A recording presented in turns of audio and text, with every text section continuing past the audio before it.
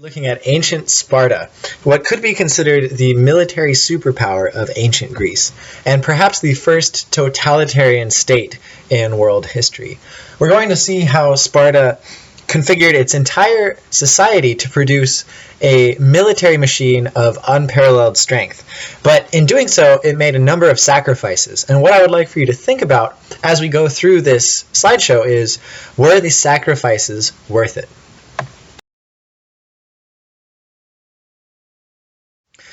So let's start with geography, like we always do. Spartan geography is interesting because they are located on a large peninsula called the Peloponness, which is connected to mainland Greece by an extremely narrow isthmus, which you can see up at the top right of the picture.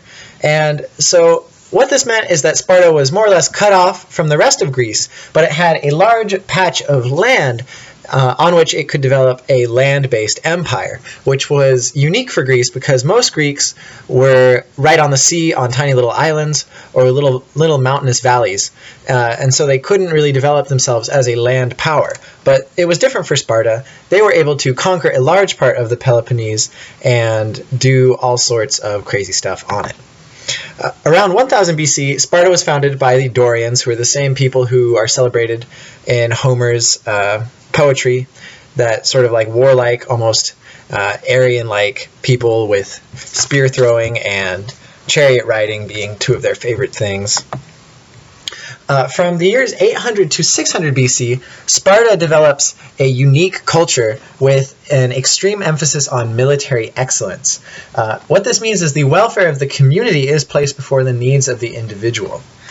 It also means that a warrior oligarchy develops, where a small number of powerful Spartan citizens, who also fight in the Spartan army, rule over a huge population of slaves.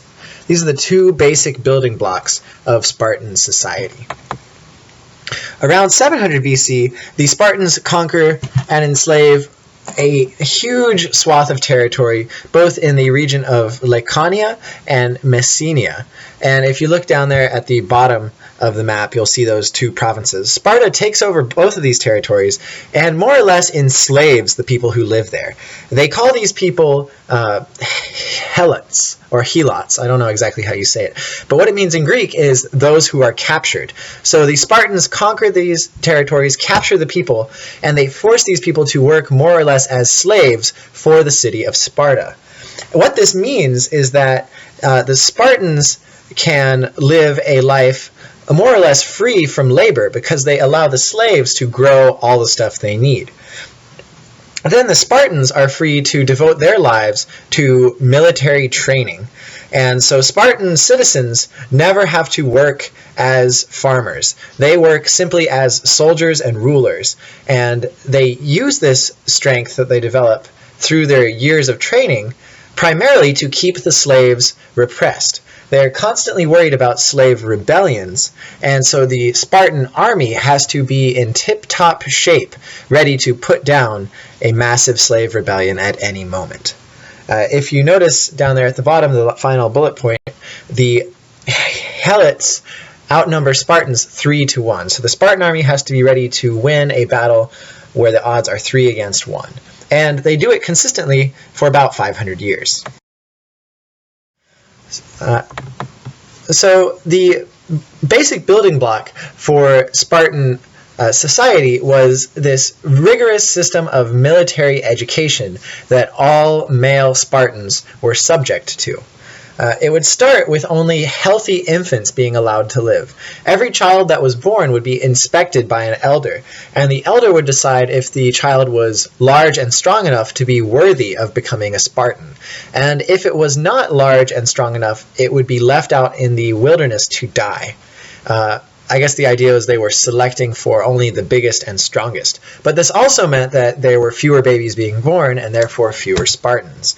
The babies that were selected, once they reached the age of 7, entered a system of training that lasted more or less for their entire lifetime.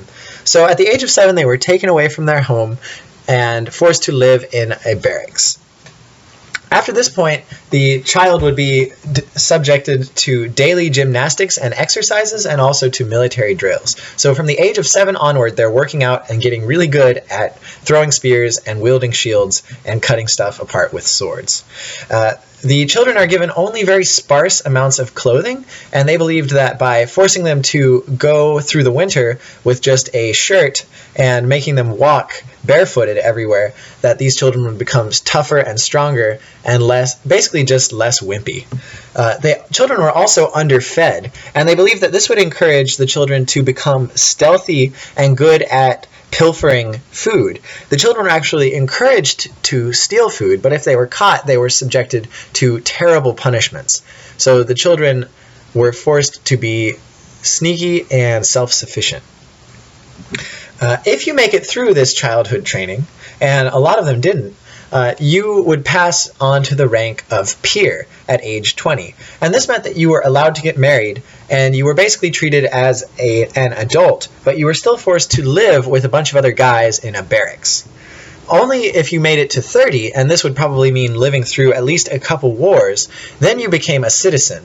You were allowed to serve as a political leader, and you were also allowed to move out of the barracks and live with your wife in a house. Woohoo, right?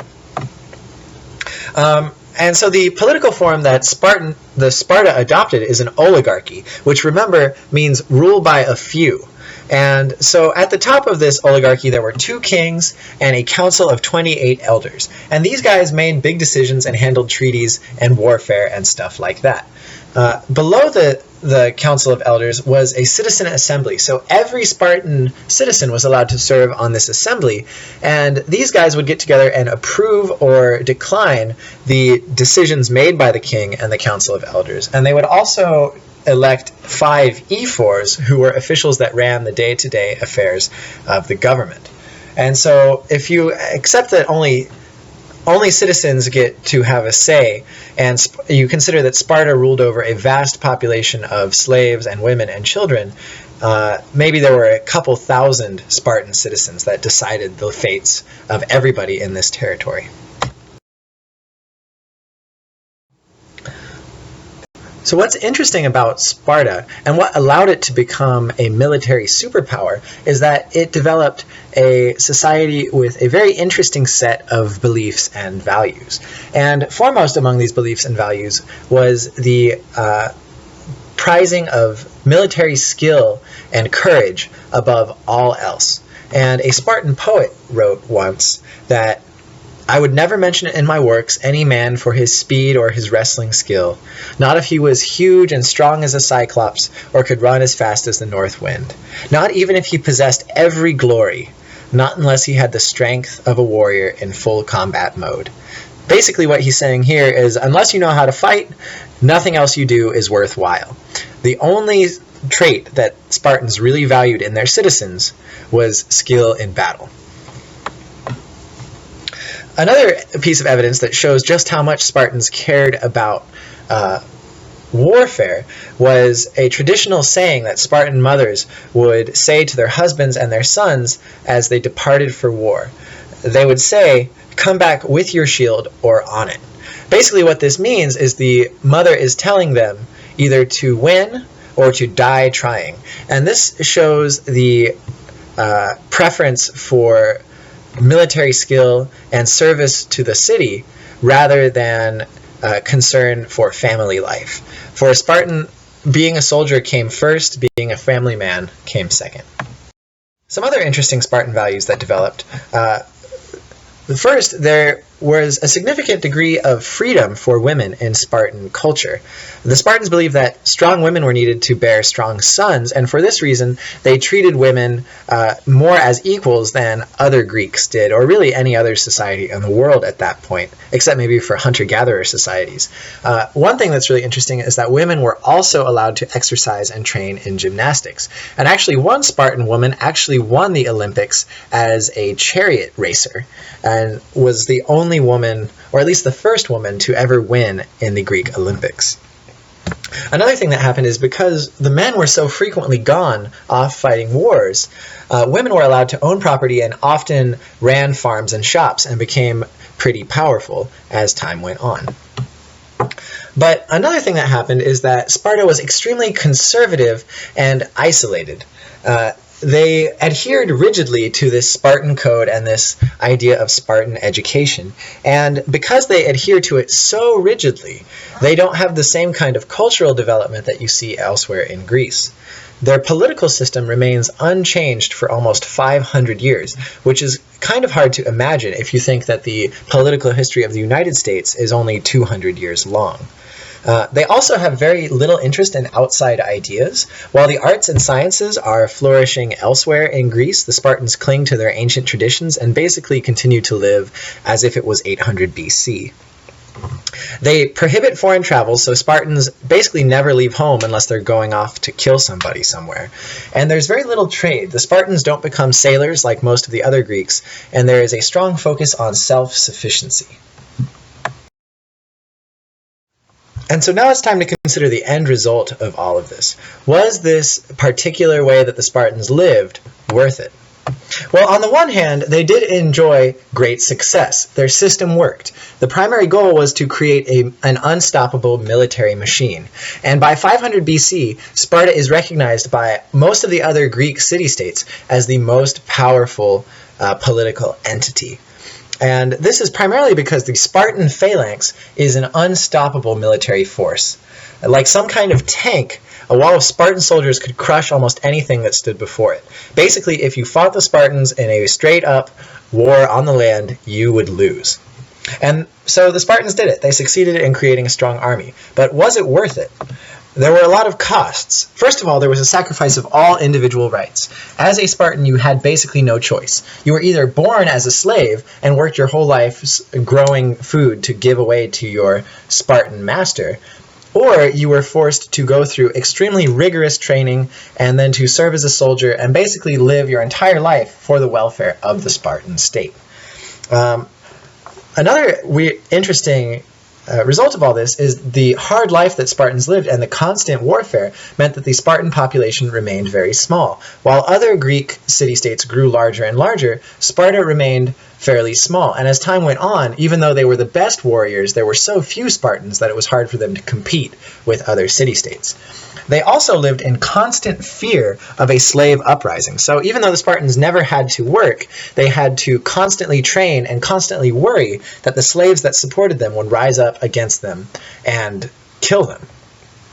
And one Greek who was not a Spartan once mocked Sparta, saying that the Spartans are willing to die for their country because they have no reason to live. And I think that might be worth thinking about. What was the point of living in Sparta if the only job of the individual was to sacrifice himself for the state?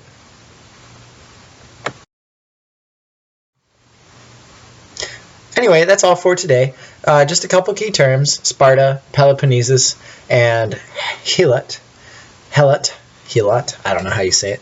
But there are also a couple key questions that I want you to pay attention to. First, how did Sparta's economic foundation of slavery both allow for and necessitate Sparta's attitude of military excellence? Second, what were the advantages and disadvantages of Sparta's system? Do the benefits outweigh the cost? This is the most important thing for you guys to think about, and we'll definitely ponder this a lot longer in class tomorrow.